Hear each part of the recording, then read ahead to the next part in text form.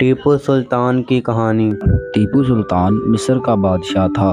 اس کا اصل نام سلطان فتح علی ٹیپو تھا۔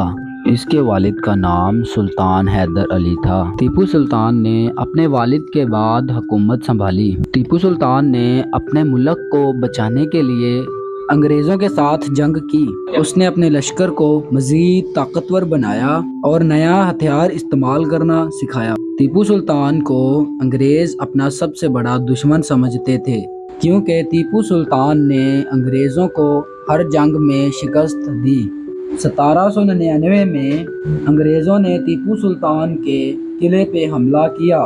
ٹیپو سلطان نے اپنا ملک بچانے کے لیے اپنی قربانی دی، لیکن کبھی انگریزوں کے سامنے ہار نہیں مانی۔ آج بھی انہیں ہندوستان کے عظیم بہادروں میں جانا جاتا ہے۔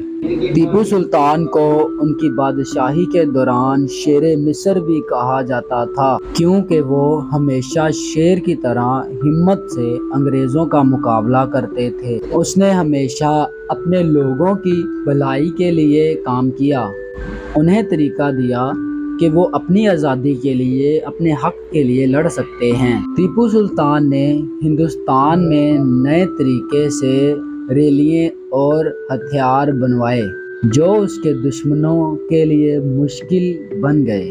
ٹیپو سلطان نے اپنی مٹی کو انگریزوں سے بچانے کے لیے اپنا سب کچھ داؤ پہ لگا دیا۔ جب تک کہ اس کے پاس آخری سانس تھی، وہ اپنی حق کے لیے، اپنی آزادی کے لیے لڑتا رہا۔